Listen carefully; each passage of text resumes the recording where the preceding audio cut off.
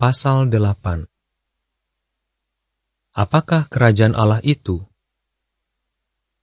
Apa saja yang Alkitab katakan tentang kerajaan Allah? Apa yang akan dilakukan kerajaan Allah? Kapan kerajaan itu akan mewujudkan kehendak Allah di bumi? Paragraf 1. Pertanyaan. Doa terkenal apa yang akan diulas? Jutaan orang di seluruh dunia mengenal baik doa yang sering disebut doa Bapa Kami. Itu adalah doa terkenal yang diberikan sebagai contoh doa oleh Yesus Kristus sendiri. Pokok-pokok dalam doa itu sangat dalam maknanya. Dan pembahasan tentang 3 permohonan pertama dalam doa itu akan membantu Anda mengetahui lebih banyak tentang apa yang sebenarnya Alkitab ajarkan. Paragraf 2. Pertanyaan. Yesus mengajar murid-muridnya untuk mendoakan 3 hal apa? Pada awal contoh doa ini, Yesus mengatakan kepada para pendengarnya, "Beginilah kamu harus berdoa. Bapa kami yang di surga, biarlah namamu disucikan. Biarlah kerajaanmu datang. Biarlah kehendakmu terjadi seperti di surga, demikian pula di atas bumi." Matius 6 ayat 9-13. Apa arti ketiga permohonan itu? Paragraf 3. Pertanyaan. Apa yang perlu kita ketahui tentang kerajaan Allah? Kita sudah banyak belajar tentang nama Allah, yaitu Yehuwa. Dan sedikit banyak, kita sudah membahas kehendak Allah, apa yang sudah dan masih akan Ia lakukan bagi umat manusia. Jadi, apa yang Yesus maksudkan ketika Ia menyuruh kita berdoa, biarlah kerajaanmu datang? Apakah kerajaan Allah itu? Bagaimana kedatangannya akan menyucikan atau menguduskan nama Allah? Dan apa kaitan antara datangnya kerajaan itu dan terjadinya kehendak Allah? Apakah kerajaan Allah itu? Paragraf 4. Pertanyaan. Apakah kerajaan Allah itu? Dan siapakah rajanya? Kerajaan Allah adalah suatu pemerintahan yang didirikan oleh Allah Yehuwa dengan seorang raja yang dipilih Allah. Siapakah rajanya? Yesus Kristus.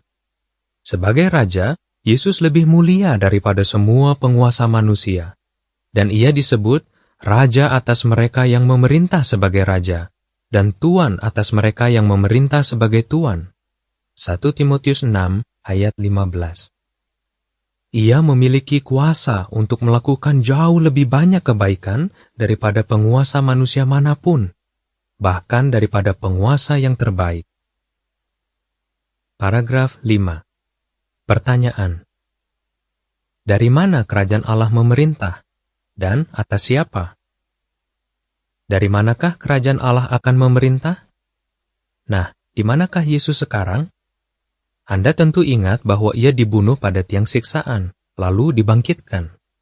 Tidak lama setelah itu, Ia naik ke surga. Jadi disitulah kerajaan Allah berada, di surga. Itulah sebabnya Alkitab menyebutnya kerajaan surgawi. Meskipun berada di surga, kerajaan Allah akan memerintah atas bumi. Paragraf 6 dan 7. Pertanyaan. Mengapa Yesus adalah Raja yang luar biasa? Mengapa Yesus adalah Raja yang luar biasa? Satu alasannya, Ia tidak akan mati. Untuk membandingkan Yesus dengan raja-raja manusia, Alkitab menyebutnya pribadi satu-satunya yang mempunyai peri tidak berkematian, yang tinggal dalam terang yang tidak terhampiri. 1 Timotius 6 ayat 16. Itu berarti semua kebaikan yang Yesus lakukan akan langgeng, dan Ia pasti akan melakukan banyak hal yang benar-benar bermanfaat bagi rakyatnya. Perhatikan nubuat Alkitab tentang Yesus. Roh Yehuwa akan menetap padanya, roh hikmat dan roh pengertian, roh nasihat dan roh keperkasaan, roh pengetahuan dan roh takut akan Yehuwa. Ia memperoleh kesenangan dalam hal takut akan Yehuwa. Ia tidak akan menghakimi berdasarkan apa yang tampak di matanya saja, ataupun menegur menurut apa yang didengar oleh telinganya saja. Ia akan menghakimi orang kecil dengan keadil benaran, dan dengan kelurusan hati, Ia akan memberikan teguran demi orang-orang yang lembut hati di bumi. Yesaya 11 ayat 2-4. Kata-kata tersebut menunjukkan bahwa Yesus pasti akan menjadi raja yang adil benar dan beribah hati kepada rakyatnya di bumi. Inginkah Anda memiliki penguasa seperti itu? Paragraf 8. Pertanyaan. Siapa yang akan memerintah bersama Yesus? Ada fakta lain tentang kerajaan Allah. Yesus tidak akan memerintah sendirian. Akan ada orang-orang lain yang memerintah bersamanya. Buktinya, Rasul Paulus memberitahu Timotius, jika kita terus bertekun, kita juga akan memerintah bersama dia sebagai raja. 2 Timotius 2 ayat 12. Ya, Paulus, Timotius, dan orang-orang setia lainnya yang Allah pilih akan memerintah bersama Yesus dalam kerajaan surgawi. Berapa banyak orang yang akan mendapat hak istimewa itu? Paragraf 9. Pertanyaan. Berapa banyak orang yang akan memerintah bersama Yesus? Dan kapan Allah mulai memilih mereka? Seperti ditunjukkan di pasal 7, dalam suatu penglihatan, Rasul Yohanes melihat anak domba itu, Yesus Kristus, berdiri di Gunung Zion, tempat kedudukannya sebagai raja di surga. Dan bersama dia 144.000 orang, dan di dahi mereka tertulis nama dia dan nama Bapaknya. Siapakah ke-144.000 orang itu? Yohanes sendiri memberitahu kita. Mereka ini adalah orang-orang yang terus mengikuti anak domba itu kemanapun ia pergi.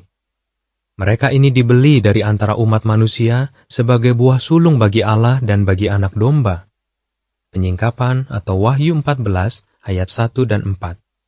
Ya, mereka adalah para pengikut Yesus Kristus yang setia, yang khusus dipilih untuk memerintah di surga bersamanya.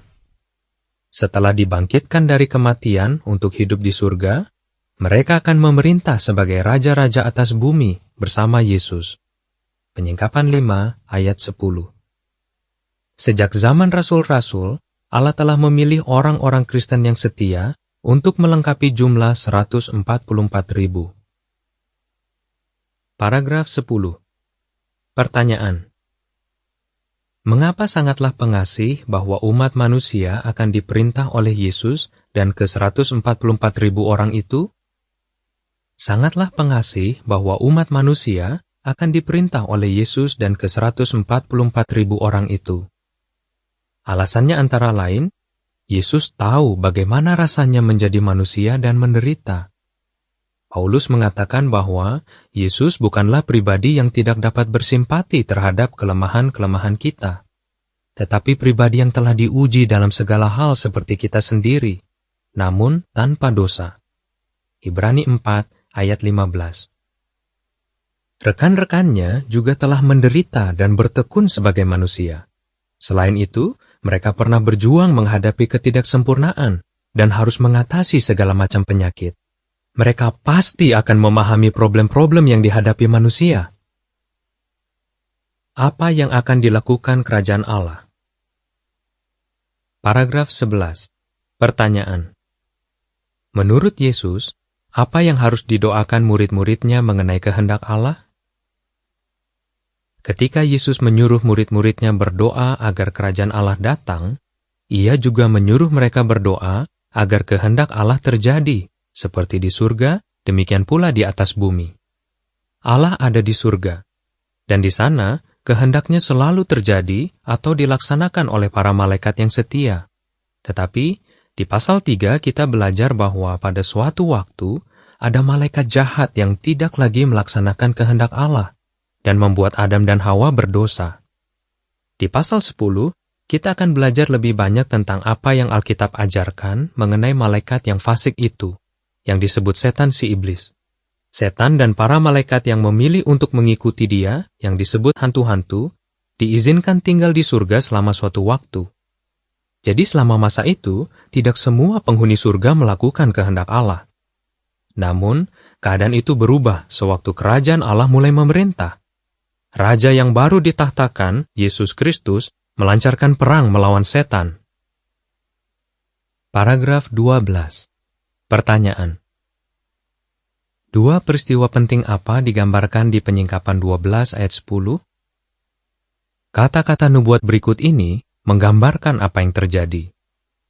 Aku mendengar suatu suara yang keras di surga mengatakan, "Sekarang keselamatan dan kuasa dan kerajaan Allah kita dan wewenang Kristusnya telah menjadi kenyataan, karena setan penuduh saudara-saudara kita yang menuduh mereka siang dan malam di hadapan Allah kita telah dicampakkan."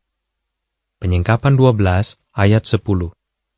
Apakah Anda memperhatikan dua peristiwa sangat penting yang digambarkan di ayat itu? Pertama, kerajaan Allah di bawah Yesus Kristus mulai memerintah. Kedua, setan dicampakkan dari surga ke bumi. Paragraf 13. Pertanyaan.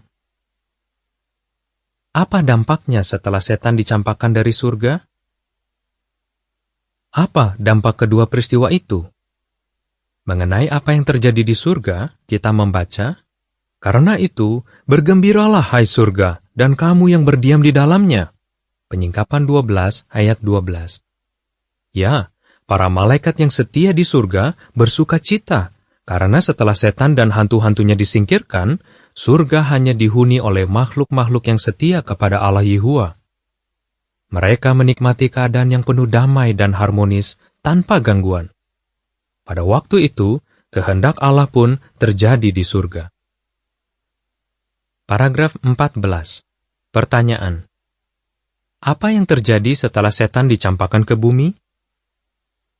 Tetapi, bagaimana dengan bumi?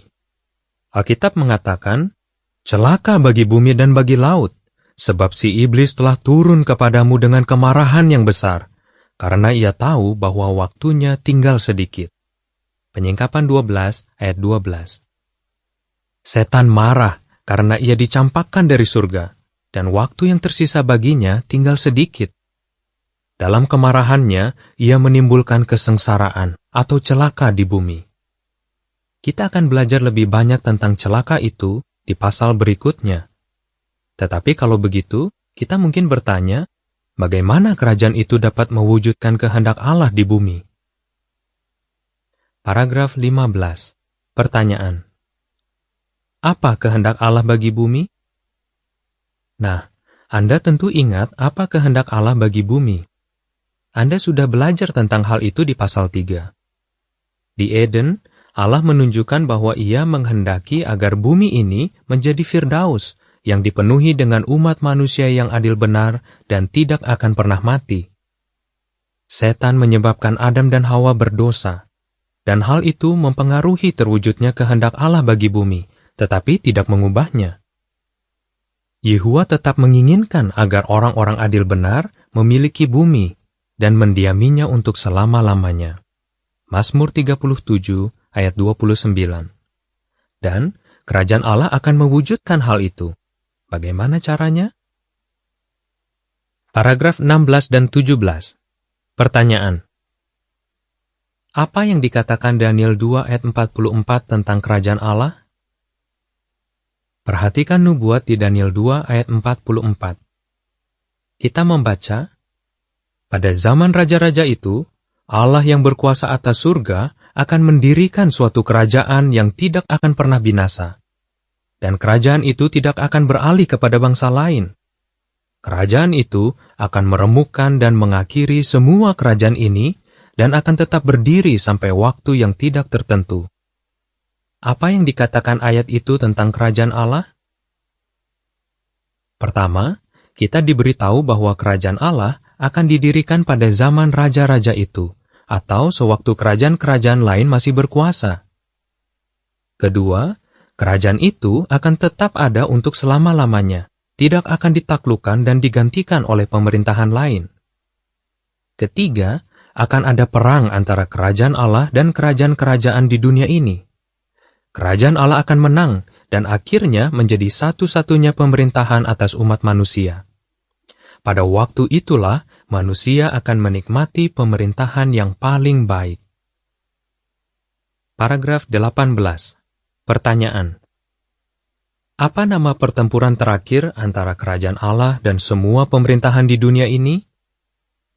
Alkitab memuat banyak keterangan tentang perang terakhir itu antara kerajaan Allah dan semua pemerintahan di dunia ini.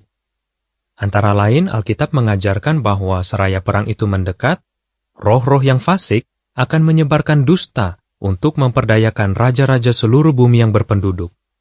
Apa tujuannya? Untuk mengumpulkan mereka, raja-raja itu, menuju perang pada hari besar Allah yang Maha Kuasa. Raja-raja di bumi akan dikumpulkan ke tempat yang dalam bahasa Ibrani disebut Harmagedon. Penyingkapan 16 ayat 14 dan 16. Berdasarkan kedua ayat itu, pertempuran terakhir antara semua pemerintahan manusia dan kerajaan Allah disebut Harmagedon atau Armagedon. Paragraf 19 dan 20. Pertanyaan: mengapa kehendak Allah belum terjadi di bumi sekarang ini? Apa yang akan dicapai oleh kerajaan Allah melalui Armagedon? Anda masih ingat bukan apa kehendak Allah bagi bumi? Allah Yahwa telah menetapkan agar bumi dipenuhi dengan umat manusia yang adil benar dan sempurna, yang melayani Dia di Firdaus. Hal itu belum terwujud sekarang, antara lain karena kita masih berdosa, bisa jatuh sakit, dan mati. Tetapi kita belajar di pasal 5 bahwa Yesus mati bagi kita, agar kita dapat hidup untuk selama-lamanya. Anda mungkin ingat kata-kata yang dicatat di Injil Yohanes.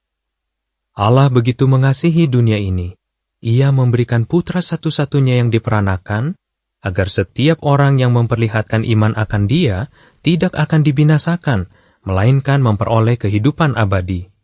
Yohanes 3 ayat 16. Problem lain ialah banyak orang melakukan hal-hal yang fasik. Mereka berdusta, menipu, dan melakukan hal-hal yang amoral. Mereka tidak mau melakukan kehendak Allah. Orang yang melakukan hal-hal yang fasik akan dibinasakan dalam perang Allah di Armagedon. Alasan lain lagi mengapa kehendak Allah belum terjadi di bumi ialah karena pemerintahan-pemerintahan yang ada sekarang tidak menganjurkan orang untuk melakukan kehendak Allah. Banyak pemerintahan kurang tegas, kejam, atau korup. Alkitab dengan terus terang mengatakan, manusia menguasai manusia sehingga ia celaka. Pengkhotbah 8 ayat 9. Paragraf 21. Pertanyaan: bagaimana kerajaan Allah akan mewujudkan kehendak Allah di bumi? Setelah Armagedon, hanya akan ada satu pemerintahan saja atas umat manusia, yaitu kerajaan Allah. Kerajaan itu akan melaksanakan kehendak Allah dan mendatangkan berkat-berkat yang menakjubkan. Misalnya, kerajaan itu akan menyingkirkan setan dan hantu-hantunya. Kuasa korban tebusan Yesus mulai bekerja, sehingga manusia yang setia tidak akan jatuh sakit dan mati lagi. Tetapi mereka dapat hidup selama-lamanya di bawah pemerintahan kerajaan itu. Bumi ini akan dijadikan Firdaus. Jadi kerajaan itu akan mewujudkan kehendak Allah di bumi dan akan menyucikan nama Allah. Apa artinya itu? Itu berarti bahwa pada akhirnya, di bawah kerajaan Allah, segala yang hidup akan menghormati nama Yahwa. Kapan kerajaan Allah akan bertindak? Paragraf 22. Pertanyaan: dari mana kita tahu bahwa kerajaan Allah tidak datang ketika Yesus berada di bumi, atau segera setelah Ia dibangkitkan? Ketika Yesus menyuruh para pengikutnya berdoa, biarlah kerajaanmu datang, jelaslah bahwa pada waktu itu kerajaan tersebut belum datang. Apakah kerajaan itu datang pada waktu Yesus naik ke surga? Tidak, karena Petrus maupun Paulus mengatakan bahwa setelah Yesus dibangkitkan, nubuat di Mazmur 110 ayat 1 tergenap pada dirinya. Ucapan Yahwa kepada Tuanku, duduklah di sebelah kananku, sampai aku menempatkan musuh-musuhmu sebagai tumpuan kakimu. Kisah 2 ayat 32-35. Ada masa penantian. Paragraf 23. Pertanyaan A. Kapan kerajaan Allah mulai memerintah? Pertanyaan B. Apa yang akan dibahas dalam pasal berikutnya? Untuk berapa lama? Pada abad ke-19 dan ke-20, siswa-siswa Alkitab yang tulus secara progresif memahami bahwa masa penantian itu akan berakhir pada tahun 1914. Mengenai tahun itu, lihat apendiks halaman 215-218 dari edisi tercetak. Peristiwa-peristiwa dunia yang mulai terjadi pada tahun 1914 meneguhkan bahwa pemahaman tersebut tepat. Nubuat Alkitab yang tergenap menunjukkan bahwa pada tahun 1914, Kristus menjadi raja, dan kerajaan surgawi Allah mulai memerintah. Jadi, kita sekarang hidup pada periode waktu yang tinggal sedikit bagi setan. Penyingkapan 12, ayat 12. Kita juga dapat mengatakan dengan pasti bahwa tidak lama lagi, kerajaan Allah akan bertindak agar kehendak Allah terjadi di bumi. Bukankah ini kabar gembira? Percayakah Anda bahwa ini akan menjadi kenyataan? Pasal berikutnya akan membantu Anda melihat bahwa hal-hal itu benar-benar diajarkan dalam Alkitab. Apa yang Alkitab ajarkan? Kerajaan Allah adalah pemerintahan surgawi dengan Yesus Kristus sebagai Raja, dan dari antara umat manusia, 144.000 orang dipilih untuk memerintah bersamanya. Penyingkapan 14, ayat 1 dan 4. Kerajaan itu mulai memerintah pada tahun 1914, dan pada waktu itulah setan dicampakkan dari surga ke bumi. Penyingkapan 12, ayat 9. Tidak lama lagi, kerajaan Allah akan membinasakan semua pemerintahan manusia, dan bumi akan menjadi Firdaus. Penyingkapan 16, ayat 14 dan 16.